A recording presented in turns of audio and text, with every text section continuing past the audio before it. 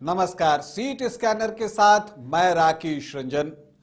आज हम पश्चिम चंपारण जिले के एक विधानसभा सीट को स्कैन करेंगे, जो कि पश्चिम चंपारण लोकसभा क्षेत्र के अंतर्गत आने वाली एक विधानसभा की सीट है। और इस सीट पर बिहार की पूर्व उप मुख्यमंत्री चुनाव लड़ती हैं, वर्तमान में वो मंत्री हैं। तो अब तो आप समझ ही गए होंगे कि मैं बेतिया विधानसभा सीट को आज स्कैन करने जा रहा हूं। बेतिया से जो रेणु देवी हैं वो विधायक चुनी जा रही हैं। जहां तक बेतिया की बात अगर आप कीजिए तो एक वक्त था कि यहां कांग्रेस जो है वो बिल्कुल चुनाव दर चुनाव जीतते चली जा रही थी। आप कह सकते हैं कि उनका जो है ये मजबूत गढ़ था, लेकिन समय जब बदला 1990 से और खास करके 2000 से, तो अब ये बीजेपी का किला बन चुका है बेतिया विधानसभा क्षेत्र। अगर यहां हम बात करें कि पहला चुनाव कब हुआ था, तो 1951-52 में हुआ था। और प्रजापति मिश्रा जो हैं वो बेतिया के पहले विधायक चुने गए थे।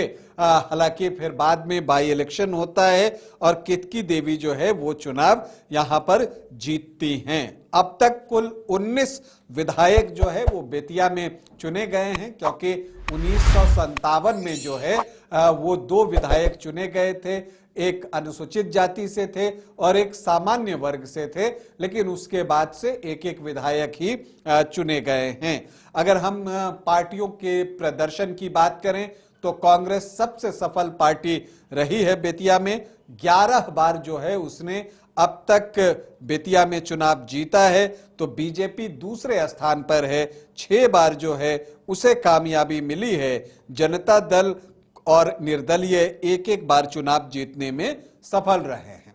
सबसे सफल उम्मीदवार कौन है बेतिया विधानसभा क्षेत्र में, जिन्होंने सर्वाधिक बार बेतिया की सीट जीती है? तो आपको बता दूं वो कोई और नहीं, रेणु देवी ही हैं। नोनिया जाति से आती हैं।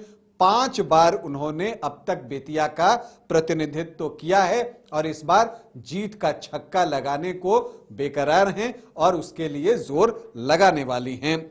गौरीशंकर पांडे ने भी 4 बार जो है बेतिया से कामयाबी हासिल की है। अगर आप यहां के आखिरी 3 चुनाव की बात करें तो साल 2010 में जो है यहां पर एक ट्राइंगुलर फाइट आप कह लीजिए, क्वाड्रेंगुलर फाइट भी आप कह सकते हैं, वो हुई। क्योंकि इसके बाद जो 2 चुनाव हुए तो वहां आमने सामने की ही लड़ाई थी। तो 2010 में तब की सिटिंग विधायक रेणु देवी जो है वो चुनावी मैदान में थी। उनको 39.5% वोट आए थे।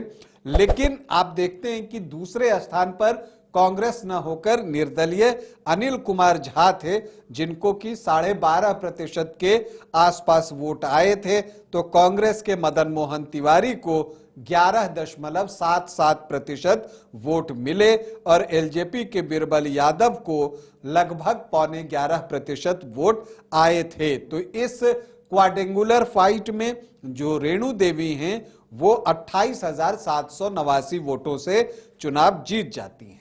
2015 में महागठबंधन बन गया तो आरजेडी जेडीयू कांग्रेस जो है वो एक साथ चुनाव लड़ रही थी।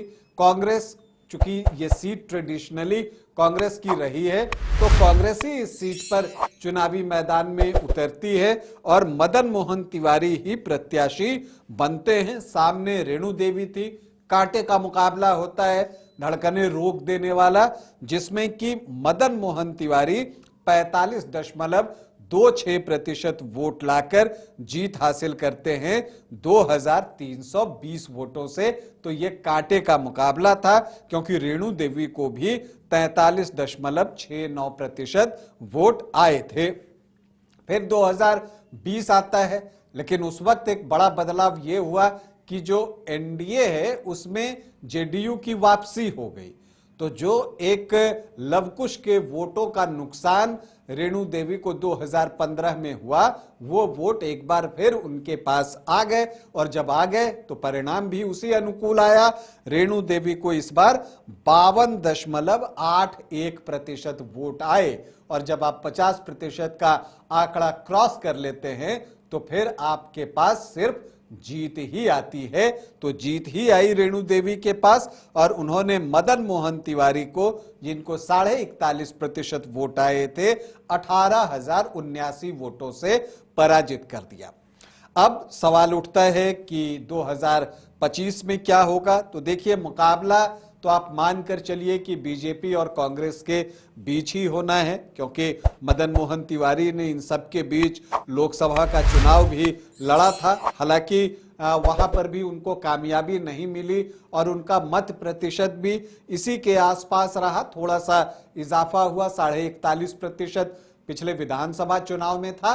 तो इस लोकसभा चुनाव में जो है उनको 42.25% के आसपास वोट आए। लेकिन बीजेपी के वोट में भी थोड़ा सा इजाफा हुआ, जहां विधानसभा चुनाव में रेणु देवी को जो है 52.81% वोट आए थे, तो इस बार लोकसभा के चुनाव में डॉक्टर संजय जायसवाल को 1% वोट उससे भी अधिक आए, 53.78%, और जो यहां से वो लीड लेने में कामयाब हुए 20,669 वोटों से। तो जो समीकरण है वो बीजेपी को सपोर्ट करते हैं, खास करके तब जबकि जेडीयू बीजेपी के साथ चुनाव लड़ रहा हो। अब अगर आप यहां पर बात कीजिए तो कांग्रेस से मदन मोहन तिवारी पूरा जोर लगाए हुए हैं, जनसंपर्क भी कर रहे हैं, प्रयास भी कर रहे हैं कि टिकट उन्हीं को मिले कांग्रेस की तरफ से। तो बीजेपी से रेणु देवी का दावा सबसे सशक्त है, क्योंकि पूर्व उप मुख्यमंत्री रही वो बिहार की 16 नवंबर 2020 से 9 अगस्त 2022 तक, और फिलहाल अभी भी पशुपालन एवं मत्स्य विभाग की मंत्री हैं। तो उनका दावा जो है वो बेहद सशक्त है। हालांकि आप देखिएगा तो राहुल कुमार भी यहां से बीजेपी की तरफ से चुनाव लड़ने की ख्वाहिश रखते हैं। वैसे ख्वाहिश तो दीपेंद्र सर्राफ की भी है, जिनका की बैकग्राउंड एबीवीपी का रहा है, पुराने कार्यकर्ता हैं, वो भी बेतिया से चुनाव लड़ना चाहते हैं, और इसलिए भी लड़ना चाहते हैं कि यहाँ वैश्य वोटरों की संख्या बहुत अच्छी है।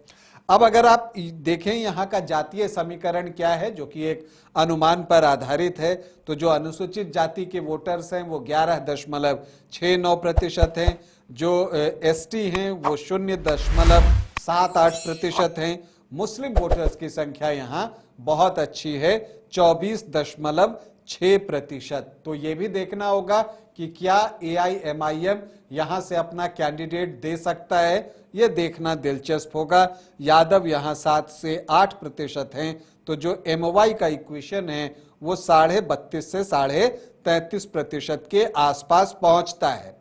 जो राजपूत हैं वो 2.5 से 3.5%, भूमिहार 2 से 2.5% और ब्राह्मण 4.5 से 5% के आसपास हैं। यहाँ कायस्थ भी 1.5 से 2% के आसपास होंगे। तो जो सामान्य जाति के वोट्स हैं वो 11.5 से 12.5% के आसपास हैं।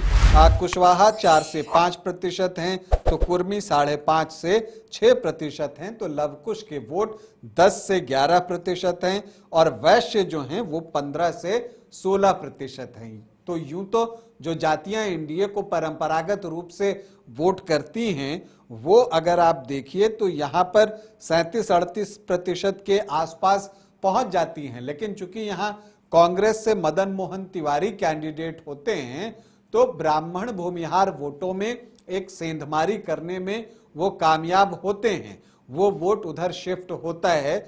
लेकिन जो रेणु देवी हैं वो आपको नोनिया जाति से आती हैं, अति पिछड़ी जाति से, जिनकी की संख्या इस विधानसभा क्षेत्र में बहुत अच्छी है। अगर आप अदर ओबीसी ईबीसी की बात कीजिए, इनको छोड़कर जिनकी मैंने अभी चर्चा की, तो वो लगभग 17-18% के आसपास हैं, जिसमें मल्लाह 3.5 से 4% के आसपास हैं, और वो वोट जो है रेणु देवी की तरफ एक्यूमुलेट होते हैं और वही परिणाम में परिलक्षित भी होते हुए दिखते हैं, और लोकसभा चुनाव के दौरान भी ये देखने को मिला है। तो अब अगर जो मल्लाह वोटर्स हैं वो टुवर्ड्स कांग्रेस अगर शिफ्ट हुए तो मुकाबला जो है और करीबी होगा।